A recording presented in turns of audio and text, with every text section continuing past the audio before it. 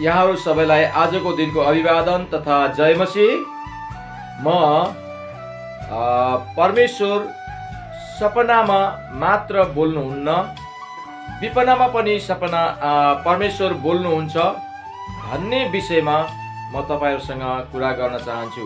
सपनामा परमेश्वर कसरी बोल्नुहुन्छ भन्ने विषयमा सपना भनेको के हो भन्ने भागमा हालिसकेको छु। तपाईले त्यसमा हेर्न सक्नुहुन्छ भने यहाँ चाहिँ विपनामा परमेश्वर बोल्नुहुन्छ भन्ने विषयमा म आफ्नो जीवनमा भएको अनुभवद्वारा म भाग गरेर तपाईलाई बताउने छु कसरी उहाँ बोल्नु भएको छ भन्ने कुरा। म एक दिन आफ्नो घरदेखि गुलरिया भन्ने बर्दिया जिल्लाको गुलरिया भन्ने ठाउँमा म गएको थिएँ। अनि त्यहाँ केही कामले गएको थिएँ। त्यो काम सिधाइसकेपछि लगभग 2 बजेतिरको समय थियो। मलाई भोक लागिसकेको थियो अनि एकदमै नास्ता खान मलाई मन लाग्यो।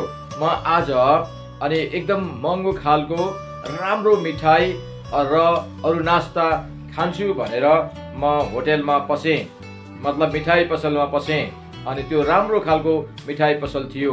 अनि त्यसमा पसिसकेपछि मैले नास्ताको लागि चुज गर्दै थिएँ अनि मलाई एउटा आवाज आयो।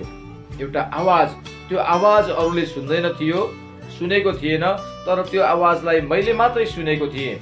अनि मलाई एउटा आवाज यति चर्को स्वरले आयो, तैले यहाँ नास्ता नखा, यहाँ नखा भनेर आवाज आयो। त्यसको सँगसँगै भादा नदीको पारिपट्टि एउटा सानो झोपडी छ, दोकान छ, त्यहाँ जा भनेर मलाई भनिएको एउटा आवाज आयो। यस्तो आवाज आयो। अनि त्यसपछि मैले नास्ता त्यहाँ खाइनँ। म त्यहाँबाट निस्केँ, मोटरसाइकल समातेँ र मलाई जुन ठाउँ देखाइएको थियो भादा नदीको पारिपट्टिको त्यो ठाउँमा म आएँ। त्यहाँनिर आइसकेपछि मैले मोटरसाइकल छेउमा लिएर रोकेँ। अनि त्यसपछि मैले प्रार्थना गरेँ, प्रभु मलाई यहाँ किन जा भन्नुभयो, यहाँ किन बोलाउनु भयो भनेर मैले प्रार्थना गरेँ।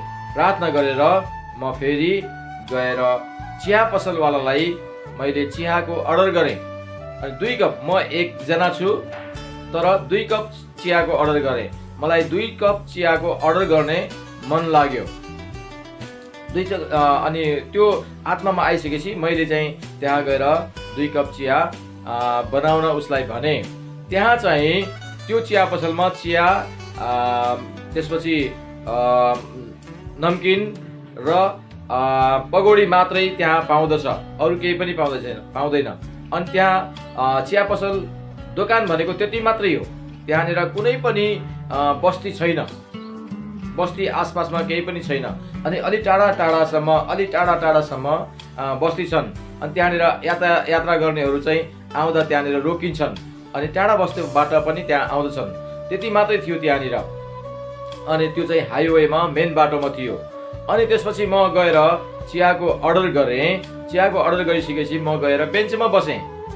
अनि बेन्चमा बसेँ। बाहिर बेन्चमा बस्ने बित्तिकै एकजना मुस्लिम व्यक्ति आउनुभयो। त्यो मुस्लिम व्यक्ति आएर मेरै छेउमा मसँग जोडिएर बस्नुभयो। उतापट्टि ठाउँ त थियो तर उहाँ मसँग आएर बस्नुभयो।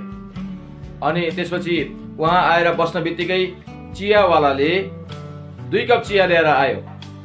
अनि एउटा चिया चाहिँ मेरो लागि, एउटा चिया चाहिँ उहाँको लागि। त्यसपछि मलाई परमेश्वरले बुझाउनु भयो यसैको लागि हो भनेर। अनि मैले त्यसपछि तुरुन्तै बुझेँ, यो व्यक्तिसँग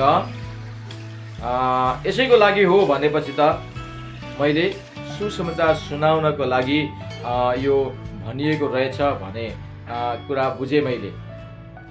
यसरी यो कुरा बुझिसकेपछि मैले सुसमाचार सुनाउन लागेँ। अनि यो व्यक्ति मलाई परमेश्वरले त्यो नास्ता खाएर पनि त जा भन्न सक्नुहुन्थ्यो, तर उहाँले त्यो भन्नु भएन। नास्ता खानुभन्दा पहिले नखा भनेर भन्नुभयो। त्यहाँ नजा, मतलब त्यहाँ नखा र त्यहाँ जा भनेर परमेश्वरले भन्नु। यो भन्नुको अर्थ के थियो त भन्दाखेरि त्यो मानिस त्यही समयमा त्यहाँ आउने थियो। म ढिलो भएको खण्डमा त्यो मानिससँग मेरो भेट हुन्थेन। अनि त्यसैले मेरो ठिक समयमा भेट होस् भन्नको निम्ति अनि परमेश्वरले त्यहाँ नखा, त्यहाँ जा भनेर भन्नुभएको रहेछ। अनि त्यसपछि मैले उहाँलाई सुसमाचार सुनाएँ अनि येशूको बारेमा बताएँ, येशूको पुनरुत्थानको विषयमा, येशूको उद्धार र मुक्तिको विषयमा मैले उहाँलाई बताएँ। मैले उहाँलाई भनिसकेपछि अनि उहाँले पनि आफ्ना कुराहरू मसँग सेयर गर्नुभयो, मसँग भन्नुभयो। उहाँ चाहिँ विशेष गरी मुस्लिमहरूको त्यो तन्त्र मन्त्र गर्ने, झारफुक गर्ने व्यक्ति हुनुहुँदैछ।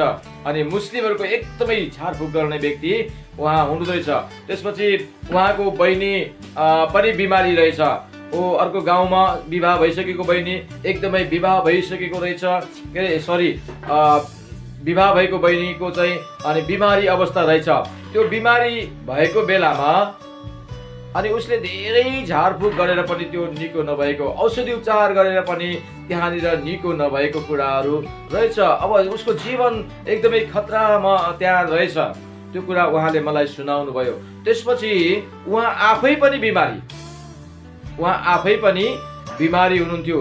त्यो मुस्लिम व्यक्ति चाहिँ उहाँ आफै पनि बिमारी, अनि यति साह्रो बिमारी, त्यहाँ दोकानमा आउँदा पनि उहाँ लट्ठी टेकेर एकदमै बडो मुस्किलको साथमा अनि शरीर दुखेर हैरान भएर उहाँ थाकित भएर लक्तरान भएर आउनु भएको त्यहाँ रहेछ।